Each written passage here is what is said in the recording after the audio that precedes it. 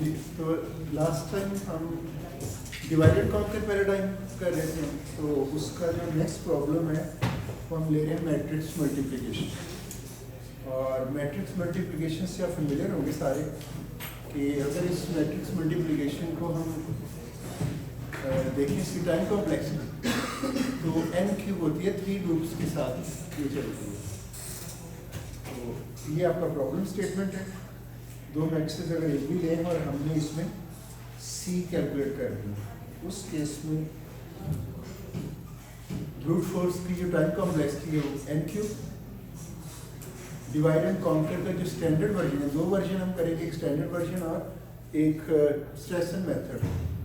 ये जो standard version है वो भी ब्रूट फोर्स से कुछ अच्छा परफॉर्म, बल्कि ब्रूट फोर्स जितनी ही एसिम्प्टोटिक कॉस्ट है उसकी n क्यूब। ये आज हम एल्गोरिथम करेंगे 1969 में स्ट्रेसन ने जो किया था जस्ट, इसकी टाइम कॉम्प्लेक्सिटी ये 3 जो है n क्यूब, ये रिड्यूस होकर हो जाएगा n रेज़्ड टू 2.807।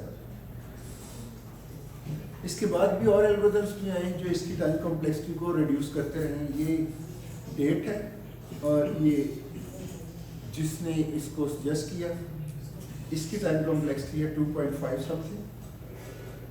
एक और वेरिएंट स्ट्रेसन का, यानी स्ट्रेसन के ऊपर ही उसको थोड़ा सा मॉडिफाई किया।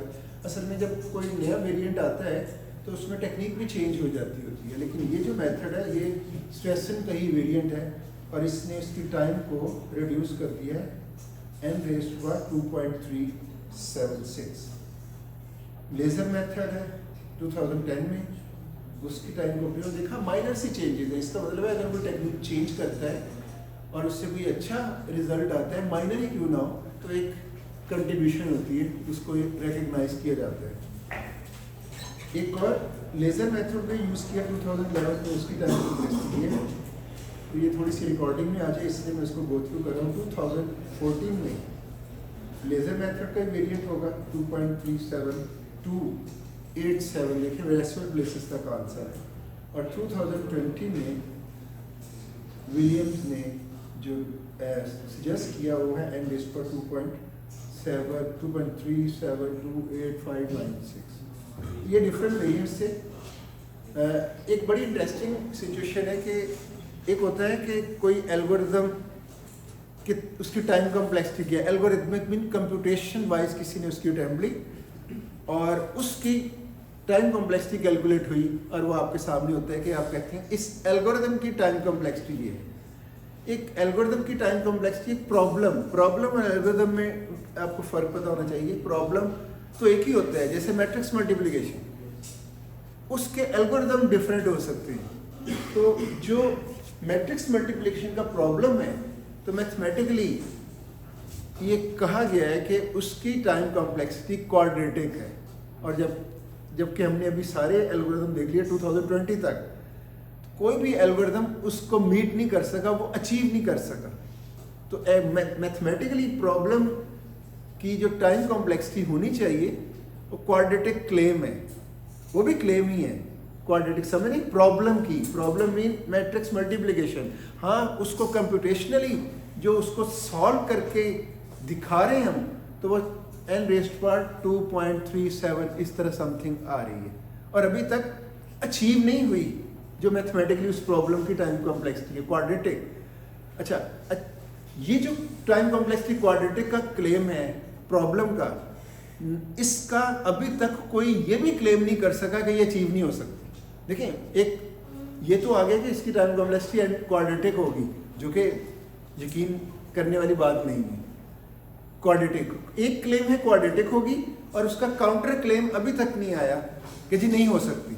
तो इट मीन्स मैक्सिमम जो आपकी मैट्रिक्स मल्टीप्लिकेशन जो प्रॉब्लम की कॉस्ट है वो क्वाड्रेटिक अभी तक में खड़ी हुई है। सिर्फ एल्गोरिथम ढूंढे जा रहे हैं, उसको इम्प्रूव करते हुए। देखें n रेज़्ड टू 2.37 तक तो आ गए हैं ना, लेकिन या तो कहीं क्लेम आए मैथमेटिकली कि ये हो ही नहीं सकती क्वाड्रेटिक, तो फिर ये कम से कम स्टोरी रुक जाएगी, स्टॉप हो जाएगा यहीं पे काम। लेकिन अभी तक ना तो उसका प्रूफ मिला है, तो अभी तक वो क्लेम अपने तौर पे खड़ा है। तो क्लेम जब तक वो सस्टेन उस वक्त तक करते हैं जब तक उसका काउंटर क्लेम ना है। तो ये माइंड में रखिएगा। तो प्रॉब्लम की कॉम्प्लेक्सिटी और एल्गोरिथम की कॉम्प्लेक्सिटी दो डिफरेंट चीज़ें हैं, राइट।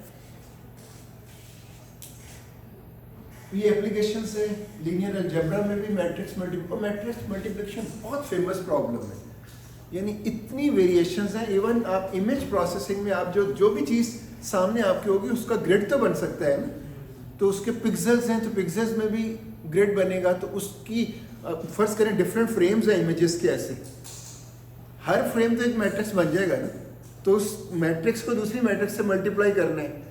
तो अब अगर 100 फ्रेम्स हैं तो आप खुद अंदाज़ा करें कि आपको एक अच्छा एल्गोरिथम चाहिए मैट्रिक्स मल्टीप्लिकेशन का जो कि इतने बड़े टास्क को परफॉर्म कर सके। तो इसकी डिफरेंट एरियाज में कि कुछ मैंने स्लाइड्स में ऐड की हैं। लीनियर अलजेब्रा में इसकी एप्लीकेशन है मैट्रिक्स मल्टीप्लिकेशन की। ग्राफ एल्गोरिथम्स बड़ा फेमस और डिफिकल्ट एरिया है, पूरा एक एरिया है ग्राफ थ्योरी, उसके एल्गोरिथम्स में ये साइंटिफिक कंप्यूटेशन के नाम से ये देखिए मेमोरी मैनेजमेंट है, यहाँ पे भी matrix multiplication application. Machine learning, deep learning आजकल हॉट एरिया है, बल्कि पूरा डेटा साइंस एक एरिया इसके ऊपर, यानी डेटा साइंस एक डिग्री ऑफर हो रही है। तो अब हम इसके एल्गोरिथम पे बात करेंगे कि मैट्रिक्स मल्टीप्लिकेशन का जो आप स्कूल लेवल पे ही जो आप लर्न कर चुके हैं अब वो यही है, उसकी 3 लूप के साथ आप ये कैसे परफॉर्म करते हैं। तो ब्रूट फोर्स पहले देखेंगे और आप सब फेमिलियर होंगे। हमने सिर्फ देखना है कि हम एल्गोरिथम वाइज फोकस करेंगे कि कितनी मल्टीप्लिकेशन और कितनी एडिशंस हो रही हैं। तो 2 मैट्रिसेस अगर ले लें और इनको मल्टीप्लाई करें, आपको पता है जो इसका ट्रेडिशनल एल्गोरिथम है, इसको इसके साथ, यानी इसको इसके साथ फिर ऐड कर दें एंट्रीज को, फिर इसी तरह इसको इसके साथ ये आंसर आएगा, इसको इसके साथ ये आंसर आएगा और इसको इसके साथ और ये आंसर आएगा। और ये आपके पास टाइम कॉम्प्लेक्सिटी अगर देखा जाए ये रिजल्ट है ये वाला, राइट। और आप देख सकते हैं 1 2 3 4 5 6 7 8 मल्टीप्लिकेशन है, राइट, और 4 एडिशन। ये तो था ब्रूट फोर्स का वर्जन। अब हम डिवाइड एंड कॉन्कर पे आते हैं और मैं आपको कह रहा था कि जो हम स्ट्रेसन आज करेंगे उसके बारे में बता दूं। नो डाउट प्रैक्टिकली ये इतना फेमस नहीं हुआ, या आप ये कह लें कि इससे अच्छे एल्गोरिथम्स ने इसकी जगह ले ली है। तो टाइम तो कॉम्प्लेक्सिटी वाइज कुछ सिर्फ एक स्पेसिफिक डेटा है, आई थिंक उसकी कोई रेंज है, आपको इंटरनेट से मिल जाएगी कि इनपुट साइज अगर ऑर्डर मैट्रिक्स का इतना हो तो ये अच्छा परफॉर्म करता है। उसके अलावा जब उस रेंज से बाहर होते हैं तो ये अच्छा परफॉर्म नहीं करता। और इसके लिए एक और इसकी लिमिटेशन है कि इसके लिए जो मैट्रिक्स का जो साइज़ है वो स्क्वायर मैट्रिक्स होनी चाहिए, जैसे लास्ट टाइम भी हम डिस्कशन हमारी हुई थी, स्क्वायर मैट्रिक्स होना ज़रूरी है। और दूसरी कंडीशन है वो जो स्क्वायर मैट्रिक्स है उसके अंदर भी जो एलिमेंट्स है 2n होने चाहिए।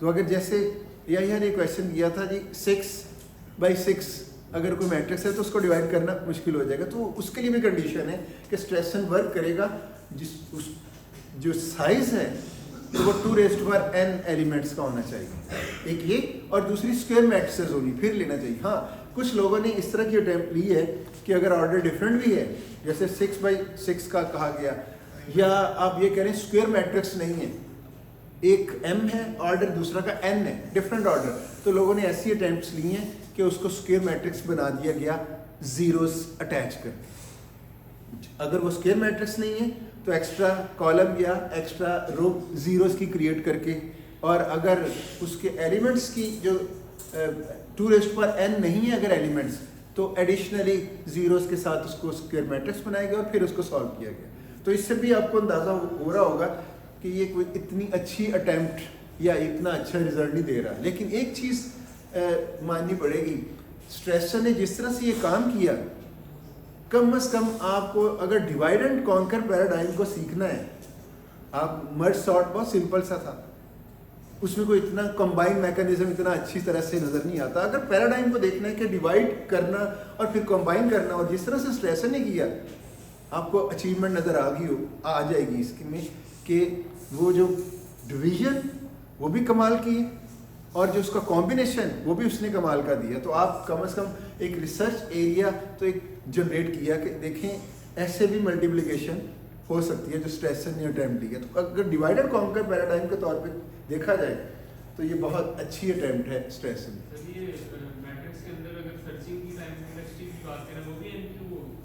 मैट्रिक्स के अंदर सर्च, वो तो प्रॉब्लम डिफरेंट आ जाएगा ना। एलिमेंट आपने सर्च करना है, किसको सर्च करना है, मैक्सिमम को सर्च करना है या किसको सर्च करना है, तो वो तो आपका 2D एरे के हिसाब से टाइम कॉम्प्लेक्सिटी जो बनती है। नहीं, आप देखिए, आपका क्वेश्चन ये है कि मैट्रिक्स में है, उसको सर्च करना है, तो मैट्रिक्स तो 2D, अगर 3D उसी हिसाब से वो एक्सपेंड हो जाएगी। ये तो क्वेश्चन यानी हमारा मल्टीप्लिकेशन से एरिया से नहीं है, सर्चिंग का है। वो 3D होगा तो उसके हिसाब से देखें, आपने एक एलिमेंट सर्च करना है 2D एरे के अंदर, कितनी कॉस्ट लगेगी आपको पता है।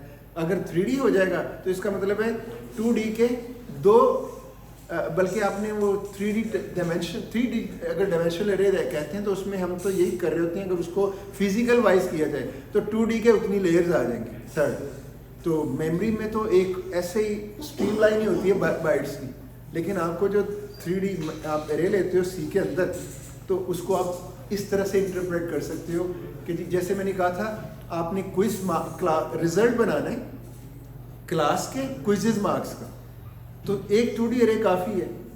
और अगर मैंने डिफरेंट सेक्शंस पे लेके जाना है तो मेरे पास थर्ड डायमेंशन भी हो जाएगी। तो अगर एरे को 0 इंडेक्सेस से लें, 0 सेक्शन ले लें, हाँ 0 सेक्शन, 1 सेक्शन, 2 सेक्शन, 3 सेक्शन हो गए, और हर सेक्शन के अंदर 2D है, और वो क्या है आपका मार्क्स, और दूसरा क्या हमने किया था, स्टूडेंट्स और मार्क्स। तो इस तरह से 3D, वो तो आपका सर्चिंग से रिलेटेड क्वेश्चन है, राइट? यही था क्वेश्चन आपका। अच्छा, तो बात हो रही थी कि स्ट्रेसन की अचीवमेंट इस हवाले से ज़रूर रिकग्नाइज हुई है कि उसने किस तरह से डिवीजन मैकेनिज्म दिया और किस तरह से, और आप उस मैथमेटिक्स को देखोगे वाकई बहुत ज़बरदस्त उसकी डिवीजन और कंबाइन का जो मैकेनिज्म उसने दिया।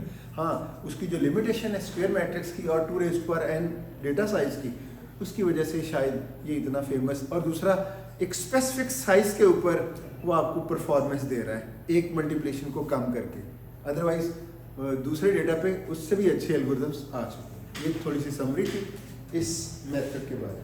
आपने कहा मैट्रिक्स की अगर power 2 raise to power something ना हो, मतलब 6 अगर नंबर्स का हो तो उसको मल्टीप्लाई नहीं हो सकती? नहीं, मैंने कहा लोगों ने अटेम्प्ट ली है कि उसको जीरोस करके उस साइज का बना दिया गया, लेकिन वैसे मल्टीप्लाई हो सकते हैं अगर 6 नंबर्स का हो।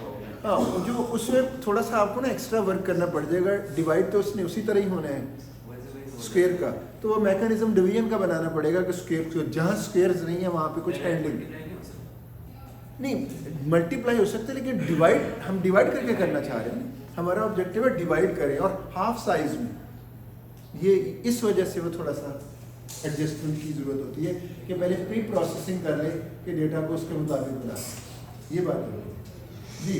आप ज़रा देख लें डिवाइड एंड कॉन्कर, क्योंकि इसको ज़रा थोड़ा सा अंडरस्टैंड करना इसलिए ज़रूरी है कि बाद में स्ट्रेसन ईजी हो जाएगा आप लोगों के लिए। तो आप 4x4 की मैट्रिसेस ली हैं, हालांकि मैट्रिसेस अगर एग्जांपल आपको दिखाई जानी चाहिए तो वो होनी चाहिए 16x16 की एक ले लेते तो अच्छा प्रॉब्लम बन जा रहा है। क्यों?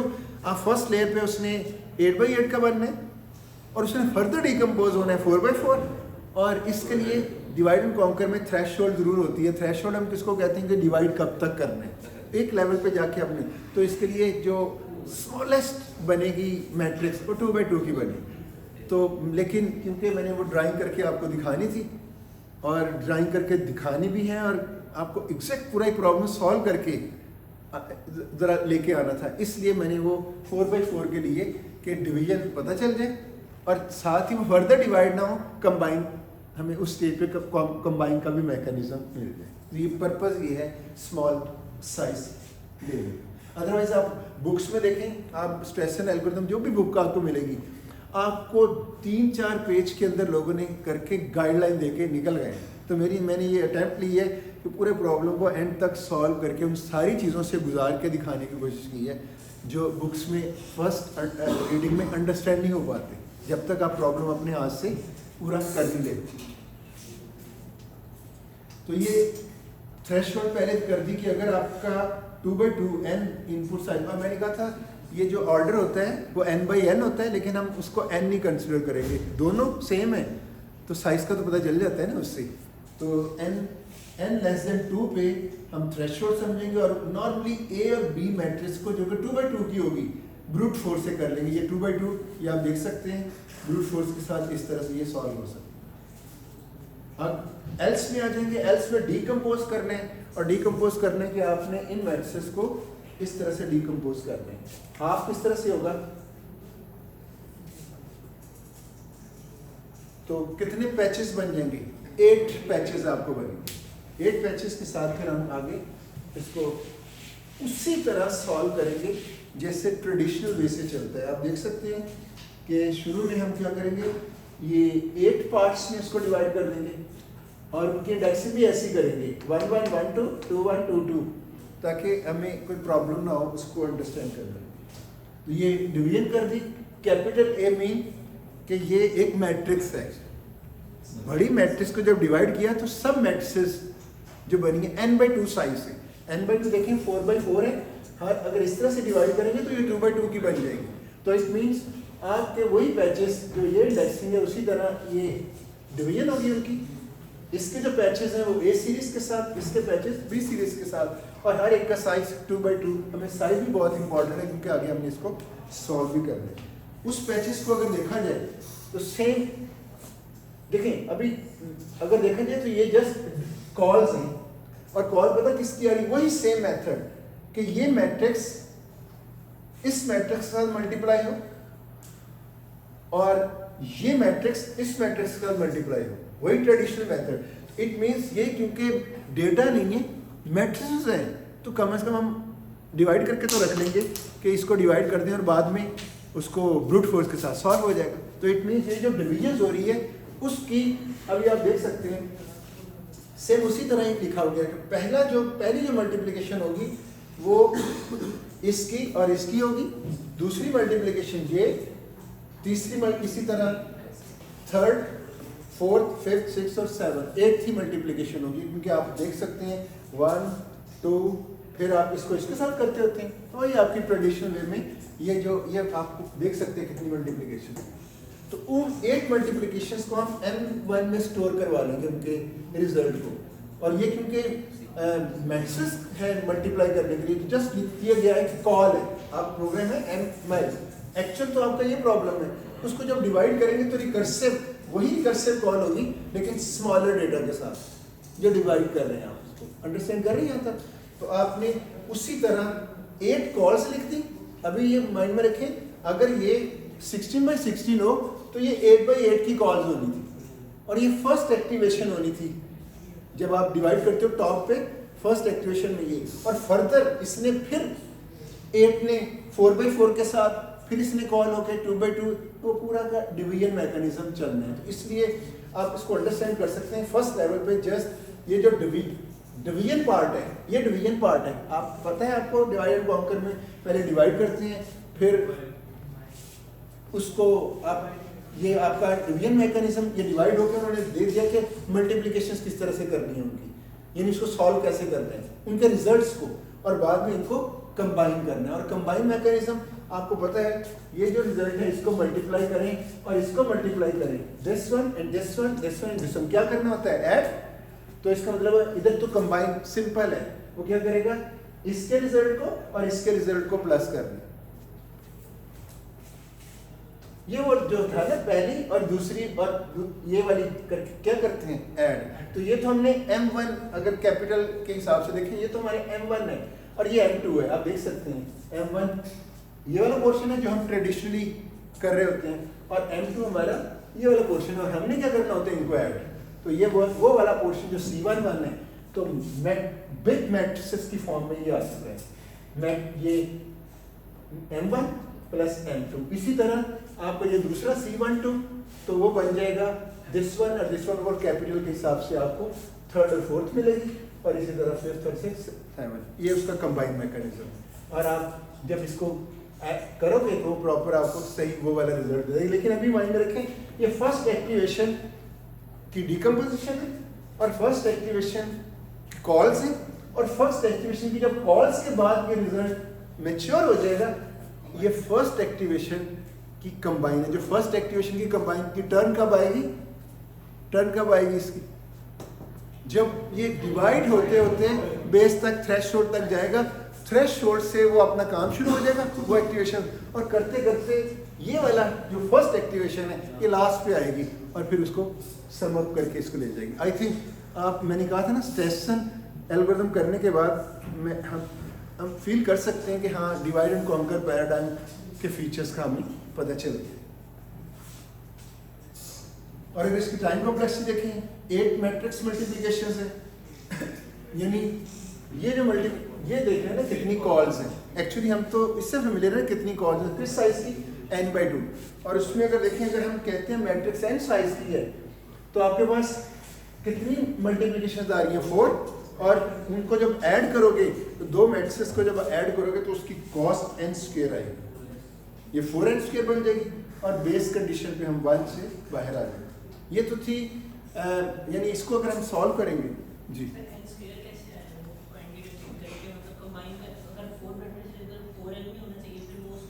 नहीं ऐसे है, वो हर मैट्रिक्स का अपना इनपुट साइज भी तो है ना, नंबर ऑफ एलिमेंट्स भी हैं। तो फर्स्ट एक्टिवेशन में आपके पास n साइज की मैट्रिक्स होती है, तो जब दो n साइज की मैट्रिक्स को ऐड करेंगे, ये देखिएगा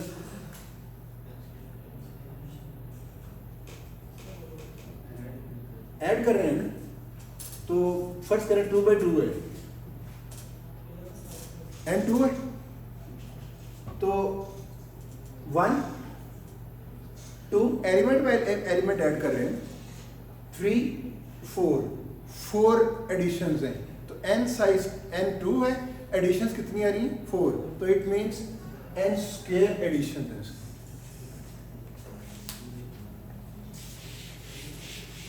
ये असल में जो कंबाइंड स्टेप होता है वो आपका वो एडिशंस मैट्रिक्स एडिशन हो रही है, तो मैट्रिक्स एडिशन की कॉस्ट हमने देखनी है। अगर n साइज मैट्रिक्स साइज हो तो उनकी एडिशन होगी n²। अच्छा ये डिवीजन अब आप फेमिलियर होंगे, यही वही चीज़ें जो अभी हमने दिखाया उसको जस्ट डिवाइड करके इधर दिखा दिया, ये वो फर्दर डिवीजन है, जबकि मैंने जस्ट क्या किया है इसमें साइज इतना दिया कि फर्दर डिवाइड ना हो, आगे कंबाइन होके हमें रिजल्ट मिलती। जितना मैंने इसको एक्सपेंड किया, बुक्स में भी इतना एक्सपेंशन नहीं हो, बुक्स में तो सीधा सीधा एक आइडिया देके उसको सॉल्व करके रिजल्ट्स दिखाएं। ये आपको जो नज़र आ रहा था ये स्टैंडर्ड वर्जन है डिवाइड एंड कॉन्कर का, उसकी टाइम कॉम्प्लेक्सिटी मास्टर थ्योरम की भी इंपॉर्टेंस आपको पता चल जानी चाहिए। अभी हम इसको सॉल्व करने लग जाएं तो अच्छा खासा, तो मास्टर थ्योरम हमें एक मिल गया है कि किसी रेफरेंस रिलेशन की अगर कॉस्ट हाँ कंडीशन मास्टर थ्योरम की लगनी चाहिए, वो अगर फुलफिल होती है तो मास्टर थ्योरम एक सिंगल स्टेप में आपको आंसर दे देता है। तो उसी को यहाँ नॉर्मली 4 एडिशन थी ना 4n², वो 4 क्यों नहीं लिखा गया? एसिम्प्टोटिक, मैंने आपको कहा था ना ये कंबाइंड स्टेप ये बिग गो n² के तौर पे लिया गया है। क्विज में भी आपको इसी तरह का दिया गया था बिग गो n², और मकसद ये है कि जब एसिम्प्टोटिक लेना है तो कंबाइंड स्टेप को भी एसिम्प्टोटिक ले लें, एक्चुअल जितना सिंपल आप कर सकते हैं आप उसको कर लें। तो यहाँ पे जस्ट n² लगा के सॉल्व किया जाएगा। मास्टर थ्योरम हम ऑलरेडी जानते हैं, जस्ट मैं स्लाइड से गुजार देता हूँ।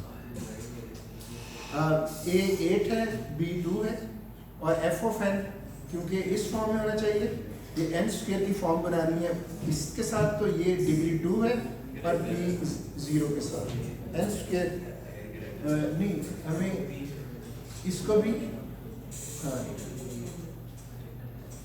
इसको 2 ले, तो ये हमें क्या देगा d2 p0, और हम ये जो कंडीशन दी हुई है a और b रेज़ पर d, तो इधर a 2 है और b a 8 है और b 2 है, उसके हिसाब से अगर आप फिल करें तो ये कंडीशन बनती है केस 1 की।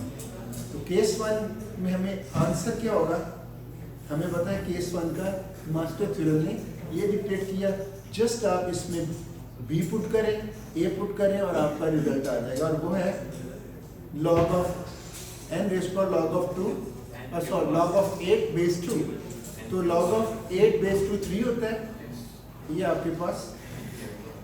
तो अभी आप देखें ब्रूट फोर्स के बाद जो हमने अटैम्प्ट ली डिवाइड एंड कॉन्कर, तो हमें स्कीम का तो पता चल गया कि ये डिवाइड एंड कॉन्कर से कैसे है, लेकिन हमारी एसिम्प्टोटिक कॉस्ट इंप्रूव नहीं हुई। अब स्ट्रेसर ने 8 मल्टीप्लिकेशन की इधर 1 मल्टीप्लिकेशन सेव करके उसकी कॉस्ट को n क्यूब से n रेज़्ड टू 2.57 समथिंग, तो यह 2.83 जो भी है डेटा देख लीजिएगा उस तक लेके आया। अब हम स्ट्रेसन ये 2.807, अब हम स्ट्रेसन का आइडिया देखेंगे। डिवीजन मैकेनिज्म सेम वही है, तो इसका मतलब है सिर्फ स्ट्रेसन ने 1 मल्टीप्लिकेशन कैसे सेव की है ये उसका आइडिया है, और दूसरा कंबाइन कैसे करना है ताकि वो ट्रेडिशनल वे से सेम उसी तरह का रिजल्ट जैसे ट्रेडिशनल वे से मिलता है वो मिल जाए। तो उसने क्या किया, उसने मल्टीप्लिकेशन, देखें आप माइंड में रखिएगा, मैं जरा डायग्राम अगर है तो पहले वो ले आता हूँ। नहीं आपको ये तो आइडिया है ना कि आपका मेन प्रॉब्लम कितनी मैट्रिसेस में डिवाइड होगा। जो अभी डिवीजन का मैकेनिज्म स्टैंडर्ड में हमने देखा 8 मैट्रिसेस में, और 8 मैट्रिसेस में कैपिटल A11 A12 इस तरह था ना, A21 A22 और इसी तरह B1 B11 B2, वो 8 ही बनेंगी।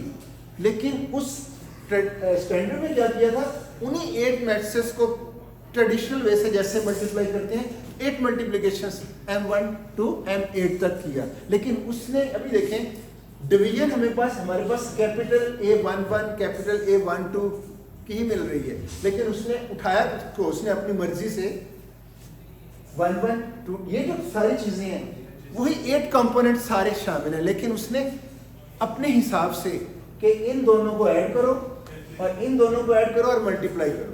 तो ये उसका डिवीजन 8 मैट्रिसेस में ही है, लेकिन डिवीजन 8 मैट्रिसेस में जब उसने उसकी फर्दर डिवीजन करनी थी, यानी एक तो है मैट्रिक्स की डिवीजन और दूसरा एक प्रॉब्लम की डिवीजन। तो प्रॉब्लम की डिवीजन में उसने 7 सब प्रॉब्लम्स बनाए, लेकिन मैट्रिसेस की डिवीजन 8 ही है। तो 8 डिवीजन्स को उसने जो प्रॉब्लम का सब प्रॉब्लम का जो साइज बनाया उसको फर्दर 8 बनाया, वो 8 है M1 अप टू M7, और उसके अंदर उन 8 मैट्रिसेस में से उसने कहा इसको इसमें से ऐड कर दो, इसके इसमें और मल्टीप्लाई कर दो, ये सब प्रॉब्लम 1। तो ये जो है M1 up to M7 these are सब प्रॉब्लम्स, और उसके अंदर जो डेटा यूज हो रहा है वो 8 मैट्रिसेस हैं जो उसने उसको डिवाइड किया, राइट। तो अब M2 जो सेकंड सब प्रॉब्लम उसने कहा इन 2 मैट्रिसेस को ऐड करो और इस मैट्रिक्स को जो कि सब प्रॉब्लम हो सकता है इसको इसके साथ रिजल्ट करो, ये उसका सब प्रॉब्लम 2, इसी तरह ये उसका सब प्रॉब्लम 3। ये देखा है उसने कहा इन दोनों को सब्ट्रैक्ट करो और इसके साथ इस ऑर्डर में मल्टीप्लाई करो। ये M3 सब problem, M4 M5 M6 M7 7 सब प्रॉब्लम मींस आप देखें इधर कहीं भी इसके अंदर सिर्फ मल्टीप्लिकेशन हो रही है, तो 7 सब प्रॉब्लम में 8 डिफरेंट मैट्रिसेस यूज हो रही हैं, लेकिन मल्टीप्लिकेशन कितनी हो रही है, ये हर सब प्रॉब्लम एक मल्टीप्लिकेशन परफॉर्म कर रही है। तो ये उसकी अचीवमेंट है आपकी स्ट्रेसन की, कि उसने कहा उन 8 मैट्रिसेस को 7 मल्टीप्लिकेशन 7 सब प्रॉब्लम में डिकम्पोज कर, और फिर उसने जाहिर है ये डिकम्पोज तो कर दिया, अब उसको कंबाइन का मैकेनिज्म भी खुद ही देना होगा कि इसको कैसे कंबाइन करेंगे। उसके लिए उसने क्या किया, जब ये डेटा आपको मिल जाएगा मल्टीप्लाई होके, आपका C तो यही बनता है ना, C11 C12 C22 रिजल्ट अगर देखा जाए, तो उसने रिजल्ट में कहा कंबाइन करते हुए आप M1 को M4 में ऐड करो, इसमें से ये सब्ट्रैक्ट कर दो और 7 ऐड करो। तो फर्स्ट जो उसने कॉम्बिनेशन दिया उसने कहा C11 ऐसे अचीव करना है, इसी तरह C2 ऐसे अचीव करना है, C3। तो ये देखें उसका अपना जो कंबाइन करने का फॉर्मूला। अब जस्ट हम देख लेते हैं कि उसने ये जो किया है वाकई कंबाइन होके एक्चुअल वही रिजल्ट मिल जाएगा या नहीं। तो मैंने स्लाइड में उसका एक प्रूफ दिया है कि हमें वही रिजल्ट मिलेगा, और वो रिजल्ट क्या है, हम इसको मल्टीप्लाई करके डेटा देख लेते हैं इन सबको, और फिर इनको इस तरह से ऐड करके देखते हैं कि क्या यही रिजल्ट आता है या नहीं। रिजल्ट तो यही आना चाहिए ना। तो हम जरा अभी मैं टेस्ट करके आपको दिखाने लगा हूँ कि उसने जो इस तरह से मल्टीप्लाई किया और फिर इस तरह से कंबाइन किया, एक्चुअली वही रिजल्ट मिल रहा होगा इसी फॉर्म में। तो जरा उसको देख लेते हैं। पहले हम C11 एक्चुअली है क्या, C11 ये उसने कहा कंबाइन, इस केस में हमें M1 चाहिए, M1 को M4 में और वो M1 ये फॉर्म है, तो मैं इधर जस्ट M1 को पहले उठाता हूँ। तो मैंने M1 को इसको उठाया और इसको मल्टीप्लाई करके ये बनती इक्वेशन, और मैंने M4 को उठाना है, उसको भी इसी तरह मल्टीप्लाई करके इसके नीचे अलाइन करना है, राइट। और ये M5 है, तो M5 को इसको इसके साथ मल्टीप्लाई करके क्योंकि माइनस करना है, तो साथ उनके माइनस का साइन लगा के इधर उसको अलाइन कर देना है। तो माइनस M5 ये मीन्स A11 B22 माइनस के साथ होगी, माइनस A12 B22, तो वो अलाइन उस तरह से ये कर देंगे। तो नेक्स्ट M7 को लिया, अब देखें वो क्लेम कर रहा है C11 ये होना चाहिए और M1 और M2 उसके हिसाब से ये मल्टीप्लिकेशन होनी चाहिए। तो हमने इन सबको ऐड करके अगर देखें वही चीज अचीव हो रही है, C11 वही चीज। तो जस्ट उसने जो जगलिंग की है वो ये कि 7 मल्टीप्लिकेशन थी कि कैसे, हाँ इसमें एक चीज है, वो 7 मल्टीप्लिकेशन करते करते एडिशन और सब्ट्रैक्शन बहुत इंक्रीज हो गई, तो एसिम्प्टोटिकली उसका कोई फर्क नहीं है। तो आपको पता होगा बेसिक ऑपरेशन मल्टीप्लिकेशन होता है और हैवीएस्ट ऑपरेशन एसिम्प्टोटिक कॉस्ट में उसको लिया जाता है, बाकी चीज़ों को इग्नोर कर दिया जाता है। और उसकी भी रीज़न हम टाइम कॉम्प्लेक्स में बढ़ चुके हैं कि अगर n को लार्ज कर दें, n अप टू इन्फिनिटी तक ले जाएं, तो ये जो एडिशन है ये नज़र भी नहीं आएंगे, राइट। मल्टीप्लिकेशंस की सेविंग एक अच्छा इम्पैक्ट देगी इसके ऊपर। आई थिंक हम ये भी सारी चीज़ें हम पहले पढ़ चुके हुए हैं। दूसरा देखें C12 क्या ये आता है या नहीं, तो M3 M4 उसने जो सजेस्ट किया हुआ है M3 M4, हम उन दोनों को ऐड करके देखते हैं। ये M3 M4 M5 इसको ऐड करेंगे, आप देख सकते हैं वही C12। इसी तरह हम आगे चलते हैं, ये C21 ये वाला M2 M4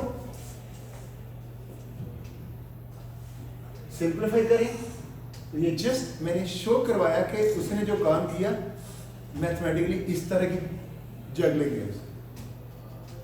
C22 N2 को माइनस किया, जिसको ऐड करें ऐड, और इन सबको सिंप्लीफाई करें, लास्ट आ रहा है। इट मीन्स आपके पास ये जो मैकेनिज्म उसने दिया कि इस तरह से डिवाइड, मेरे मुताबिक आप इसको डेटा को मल्टीप्लाई करो, एक मल्टीप्लिकेशन सेव कर दी और डिवीजन सब प्रॉब्लम्स की 7 में है, और ऐड भी इस तरह से करो तो आपको वही रिजल्ट मिलेगा जो आप स्टैंडर्ड एल्गोरिथम में ब्रूट फोर्स के साथ अचीव करते हैं। तो इस सूरत में आपको साफ नज़र आ गया होगा कि डिवाइड एंड कॉन्कर में 7 सब प्रॉब्लम्स हैं, और कंबाइन को भी हम देख लेते हैं, और इसके साथ जब हम मास्टर थ्योरम लगाएंगे तो कॉस्ट ऑटोमेटिकली n³ से नीचे आपको आती हुई नजर आएगी। स्टैंडर्ड में ये है 8 मल्टीप्लिकेशंस एंड 4 एडिशंस, और स्ट्रेसर में कितनी मल्टीप्लिकेशंस आ रही हैं? 7 मल्टीप्लिकेशंस। तो ये है, ये वाली ये मल्टीप्लिकेशन देखिए, ये है 7 ये, और इसमें एडिशन सब्ट्रैक्शन, उनको हम एडिशन ही काउंट कर लेते हैं, वो कितनी है? ये 7 मल्टीप्लिकेशंस और 10 एडिशन। तो 10 एडिशंस तो ये आ गई, लेकिन एक्स्ट्रा कंबाइन करते हुए भी फर्दर 8 एडिशंस आएंगी। तो टोटल क्या होगी? 7 multiplication plus 18 additions subtraction in total. तो अब हम थोड़ा सा इसको टाइम कॉम्प्लेक्सिटी तो हम बाद में देखते हैं, अभी ज़रा देखते हैं कि जो उसने क्लेम किया कुछ एक एग्जाम्पल के साथ करने की कोशिश करते हैं कि इस एग्जाम्पल में आंसर कैसे आएगा। वो ऐसी है जैसे रिकर्जन को एक्सप्लोर करते हुए आपने सॉल्व करना, और बहुत मुश्किल काम है रिकर्जन को एक्सप्लोर करना। तो मैंने इस एग्जाम्पल में यही कोशिश की है कि वो एक चीज़ आपको दिखाऊं कि रिकर्सिवली क्या हो रहा है, और साथ साथ कैलकुलेट होता हुआ दिखाऊं, और बाद में हम मैच करेंगे अपने स्टैंडर्ड एल्गोरिथम के साथ, वही सेम आंसर है। तो मैंने इसको स्ट्रेसेंस के ज़रिए सॉल्व कर रहा हूँ, और बाद में ट्रेडिशनल वे से विदाउट डीकम्पोजिंग विदाउट डिवीजन वो भी साथ ही करेंगे, दोनों का आंसर मैच हो जाएगा। तो एक एग्जांपल की समझ लीजिए डेमोन्स्ट्रेशन करनी है। तो ब्रूट फोर्स के साथ ये आपके पास, एल्स में ये डिवीजन है आपकी, सेम अभी सारा कुछ देख चुके हैं। ये 7 मल्टीप्लिकेशंस आप देख सकते हैं। वो कह रहा था इन दो को ऐड करो, इन दो को ऐड करो, फिर इनको मल्टीप्लाई करो, तो वही जो उसका फार्मूला था डिवीजन का। और इसी तरह कंबाइन का मैकेनिज्म भी उसने दे दिया कि आपका जो रिजल्ट का पहला सेल होगा वो क्या है, और उस रो का second cell, third cell and fourth cell. Square matrix है, 4 पोजीशंस ये हो सकती हैं। अच्छा, इस एग्जांपल को करते हैं। n ग्रेटर देन 2 है, ज़ाहिर डीकम्पोज होगा। ये वो डीकम्पोजिशन है जो स्ट्रेसर ने सजेस्ट किया था, M1 जिसको कहा था कि इन दो को ऐड करो, इन दो को। तो ये जो अंदर डेटा है इसके वो 8 मैट्रिसेस हैं, लेकिन उसने सब प्रॉब्लम कितने बनाए, 7। और 7 में वो खुद कह रहा है कि इन दो को ऐड करो, इन दो को ऐड करो, फिर एक मल्टीप्लिकेशन, इनको ऐड करो, इसको ऐसी चीज उठाओ, सेकंड मल्टीप्लाई करो, सेकंड मल्टी, इस तरह से उसने 7 मल्टीप्लिकेशंस जो भी हम देख चुके हैं। और अब हम डेटा वाइज करके देखते हैं, क्योंकि मैंने डेटा लिया है 4/4 का। इट मीन्स जब वो 2/2 में डिवाइड हो जाएगा तो ब्रूट फोर्स के जरिए आसानी से हम उसको सॉल्व कर देंगे। तो अभी M1 की कॉल आती है, सॉल्व करते हैं। तो देखें उसने ये पैच उठाया जो स्ट्रेसर में कहा हुआ है, डीकम्पोज तो कर दिया हुआ है, तो उसने वही पैच उठाया A11 A22 B1 B22, और इन दोनों को क्या करना है, ऐड। तो यहाँ में सेम आप देख सकते हैं A11 को और A22 को, इन दो को उठाया क्योंकि स्ट्रेसर सजेस्ट कर रहा है 11 को 22 के साथ ऐड करना है। तो ये और ये ऐड करनी है, और दूसरा क्या है, B11 और B2 इनको ऐड करना है, और बाद में उनको मल्टीप्लाई करना है। अब दूसरी है डेटा B11 और B22, और इन दोनों क्या करना है, ऐड। और ऐड आप एलिमेंट बाय एलिमेंट, ये रिजल्ट होगा, इसका ये रिजल्ट, ये वो रिजल्ट है, इसका आंसर आ गया और इसका आंसर आ गया ऐड करते हुए। अब आपने इनको मल्टीप्लाई करना है, और मल्टीप्लाई यानी इन दोनों को मल्टीप्लाई करना है। आपके पास ए बी है तो मल्टीप्लाई करें, और ब्रूट फोर्स के साथ, क्योंकि फर्दर जो रिजल्ट आया वो थ्रेशोल्ड आ चुकी है, और थ्रेशोल्ड है इसके बाद उसमें सॉल्व करना है। और ये रिजल्ट हमें पता है एटॉमिक मल्टीप्लिकेशन, एटॉमिक वो लीस्ट जो हो सकती है जो थ्रेशोल्ड वाली है। तो स्ट्रेसर के साथ क्यों नहीं उसको सॉल्व किया, further decompose, brute force threshold पे ब्रूट फोर्स अच्छा परफॉर्म करती है, स्ट्रेसर सिर्फ लार्ज इनपुट के तौर पे अच्छा परफॉर्म करते हैं, ओनली स्पेसिफिक साइज है इनपुट साइज। तो आप देख लें मल्टीप्लिकेशन सेम ब्रूट फोर्स के साथ, ये इसका रिजल्ट। अब आप माइंड में रखिएगा, हमने M1 हमें मिल चुका है, ये वाला हमें M1 मिल चुका है, रिजल्ट का C11 नहीं है, क्योंकि M1 के अंदर C11 के अंदर कंबाइन करते हुए और भी चीजें हैं। तो जस्ट हम अभी वो सब प्रॉब्लम्स, यानी इसका रिजल्ट मुझे मिल चुका है, क्योंकि फर्दर डिकम्पोज नहीं हुआ, ब्रूट फोर्स के साथ हमने कर लिया, थ्रेशोल्ड आ गई थी, तो आपने उसका आंसर रख लिया इधर साइड पे।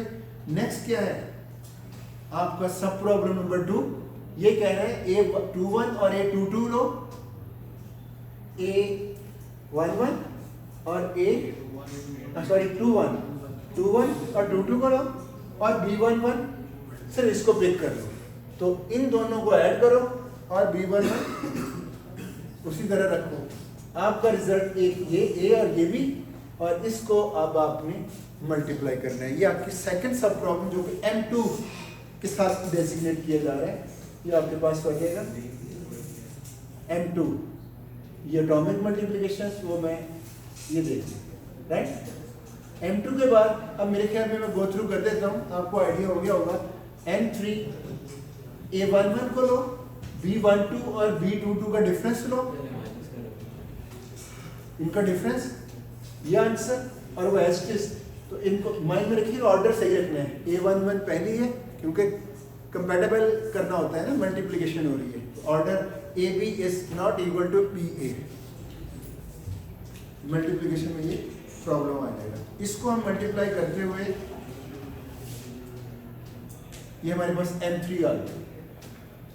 अब हम चलते हैं m4 की तरफ। m4 में a22 है और b के दो वर्जन है 11 और ये 11, ये 21 और 11 उनका डिफरेंस है। इसका आंसर ले लें, उसको एज इट इज, और a को 20 के साथ मल्टीप्लाई करते हुए ये रिजल्ट आपका m4 आ गया। और m5 a11 a12 उनको ऐड करना है और b22 को एज इट इज ले लें, ये आपका ab बन जाएगा। और इसको आप एटॉमिक मल्टीप्लिकेशन के तौर पे जब सॉल्व करोगे आंसर आएगा m5। आंसर हम कलेक्ट करते जा रहे हैं, स्क्रीन पे नजर आते रहेंगे। m6 इन दो का डिफरेंस, इन दो की एडिशंस और उनके रिजल्ट की मल्टीप्लिकेशन, इनको मल्टीप्लाई करने। ये आ गया m6, m7 लास्ट वन,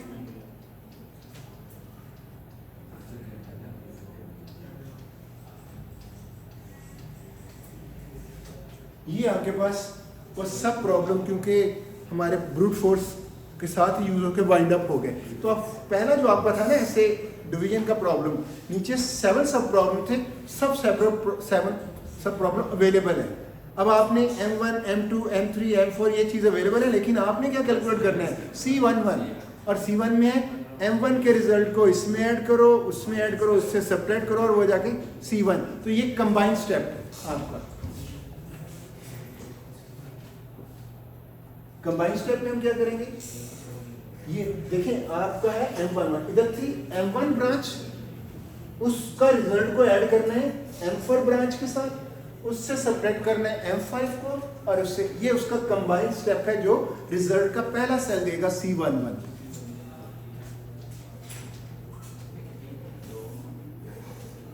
मैं क्या कर रहा हूँ, उनके रिजल्ट्स को आगे m1 को m4 में ऐड करते हुए उसके रिजल्ट को साथ ही सब्ट्रैक्ट करेंगे।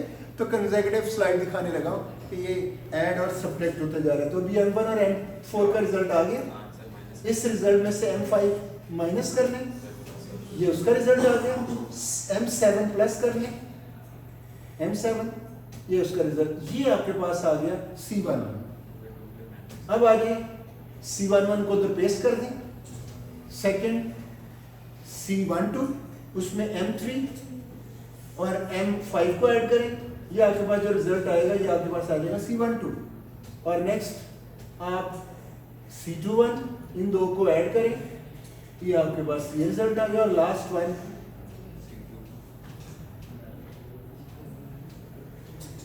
ये आपके पास C2। एक्चुअली ये वो रिजल्ट। अब देखें होगा क्या, आपने उसको डिकम्पोज किया हुआ था ना 4 में, आपने रिजल्ट में पता क्या लिखना है, रिजल्ट में जस्ट उसकी जगह पे ये रिजल्ट ऐसे रखनी है, प्लेस करनी है। उसको भी मैंने विजुलाइज करवाया, देखिएगा ये आपके पास रिजल्ट होना चाहिए। ये देखिए मैंने सिर्फ C11 उस पोर्शन के अंदर पेस्ट किया, C12 ये ऐसा है जैसे जस्ट रखा है उधर अलग अलग, क्योंकि सॉल्व अलग अलग किया हुआ है और हमने डिवाइड भी उस तरह से किया हुआ था। तो ये रिजल्ट्स चारों इधर प्लेस कर दिए और ब्रैकेट्स हटा दिए, ये देखिए। और ये आपके पास एक्चुअल स्ट्रेसन का रिजल्ट आया। अब थोड़ा सा स्टैंडर्ड एल्गोरिथम को देखते हैं। स्टैंडर्ड एल्गोरिथम कहता है कि 4/4 को as it is traditional way से सॉल्व करें, तो मैंने उसको भी सॉल्व किया है ताकि स्लाइड के अंदर आपको नजर आ जाए। अच्छा खासा एक्सपेंसिव है, स्लाइड बनाते हुए बड़ा टाइम लगता है, लेकिन आपके सामने नजर आना चाहिए।